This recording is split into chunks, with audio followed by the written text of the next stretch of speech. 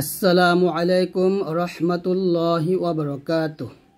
তো আজকের এই ভিডিওতে আমরা সূরা ইনফিতর শিখব বাংলা উচ্চারণ এবং অর্থ সহ, এবং এই সূরা আল ইনফিতরের তিনটি ফজিলত আপনাদেরকে আমি দেখিয়ে দিব বা তিনটি ফজিলত সম্পর্কে আপনাদেরকে বলে দেব। তো অবশ্যই আজকের এই ভিডিওটি সম্পূর্ণ দেখবেন, একটু টানবেন না ইনশাআল্লাহ। তো সূরাতুল ইনফিতর শেখার আগে আমরা সূরা ইনফিতরের ফজিলত সম্পর্কে বলবো।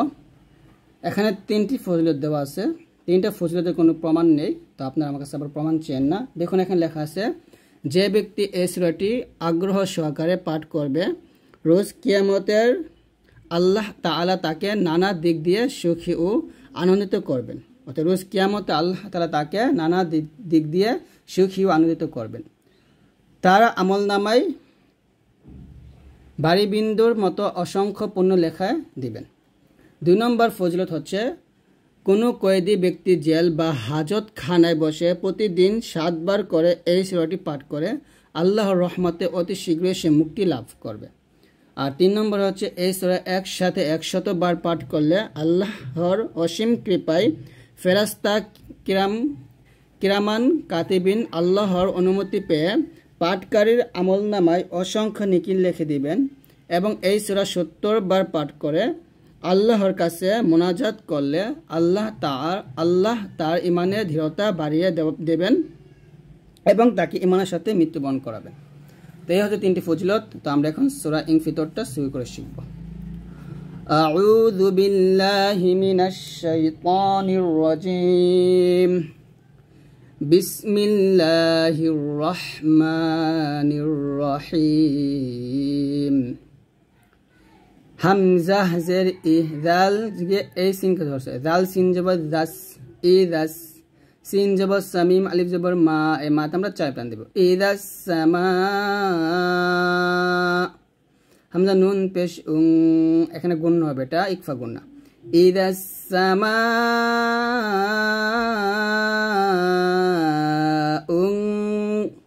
ফা জবর ফা, ত জবর ত, ফা ত, র তা জবর রত, ফাতরত। এখানে ফা তা বলা যাবে না, ত বলতে হবে, ফাতরত একসাথে হবে। ইদাস সামাউ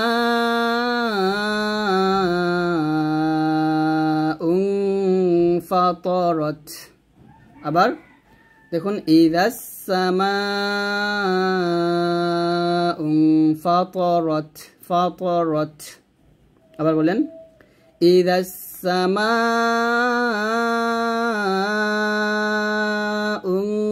ফাতরত। ওয়াও জবর ওয়া, হামজা জের ই, ওয়া ইদাল লাম কে ধরবে, দাল লাম জবর দাল, ওয়া ইদাল কাওয়াকিবুন, কাফ জের কি বা দুই পে, বা নুন পেশ বুন, ওয়া ইদাল কাওয়াকিবুন তাসারত, তাসা সা, তা সা বলবেন না কিন্তু সা বলবেন, তাসারত রত। ওয়া ইদাল কাওয়াকিবু তাসারত একসাথে। ইদাস সামাউ ফাতরত, ওয়া ইদাল কাওয়াকিবু তাসারত। وَإِذَا الْبِحَارُ فُجِّرَتْ, وَإِذَا ذَلَّمْ زبر ذل، وَإِذَا الْبِحَارُ فُجِّرَتْ، فُجِّرَتْ، وَإِذَا الْبِحَارُ فُجِّرَتْ، وَإِذَا الْقُبُورُ باوا পেশ বু এলবান দিবেন, وَإِذَا الْقُبُورُ بُعْثِرَتْ বা আইন পেশ বু আইনে চাপ দিবেন, وَإِذَا الْقُبُورُ بُعْثِرَتْ, بُعْثِرَتْ, بُعْثِرَتْ। তারপরে আলিমাত নাফসুম মা, নাফে এরকম না, আলিমাত নাফ বাতাস বের করবেন, আলিমাত নাফসুম মা কদ্দামাত ওয়া আখখারাত, কদ্দামাত ওয়া আখখারাত, ওয়া আখখারাত না কিন্তু, দেখুন ওয়া আখখারাত, খরত বলতে হবে। আবারও علمت نفس ما قدمت وأخرت يا أيها الإنسان ما غرك بربك الكريم يا تمرة 3 ألف টান দিব يا أيها الإنسان إن قلنا بك فقلنا يا أيها الإنسان ما غرك بربك الكريم أبر يا أيها الإنسان ما غرك بربك الكريم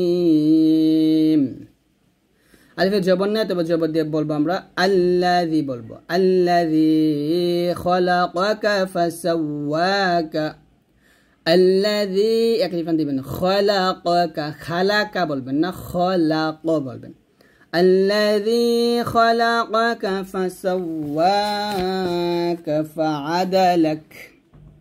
ফাআদালাক আর বলেন الذي خلقك فسواك فعدلك في في أي صورة تاجميم كتر قلنا قربن في أي صورة ما شاء ركبك بك أكشتها في أي صورة ما شاء ركبك كلا بل تكذبون بالدين كلا بل تكذبون بالدين وإن عليكم لحافظين দেখুন لحافظين ضين ضمت وإن عليكم لحافظين كراما قلنا بكفقنا كراما كاتبين يعلمون ما يعلمون ما تفعلون ما تفعلون أكشته يعلمون ما تفعلون إن الأبرار لفي نعيم أبر بولن إن الأبرار لفي نعيم وإن الفجار لفي جحيم وإن এখন ওয়াজিব গুণ করবেন وإن الفجار لفي جحيم يا صاد جبر يا صاد মোটা হবে يصلونها يوم الدين يصلونها يوم الدين وما هم عنها بغائبين وما أدراك ما يوم الدين ثم واجبنا قرن ثم ما أدراك ما يوم الدين ثم বলবেন সাটা জিহ্বাটা উপরে তাতে আগে লাগে বলবেন ثم ما أدراك ما يوم الدين يوم لا تملك نفس لنفس شيئا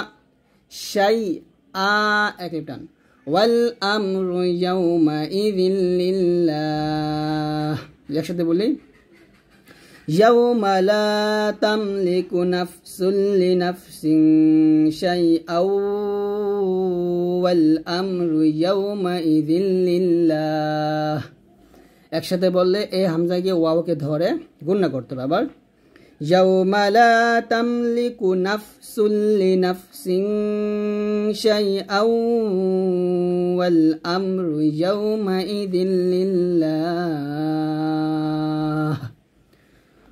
তো এরকম ভাবে আপনারা পড়ার চেষ্টা করবেন ইনশাআল্লাহ। আমরা আগামী ক্লাস সূরা বুরুজ এর ফজিলত এবং সূরা বুরুজ শুদ্ধ করে আপনাদেরকে শিখিয়ে দিব। তো আজকে পর্যন্ত সবাই ভালো থাকবেন। আল্লাহর রহমতে, আল্লাহ হাফেজ।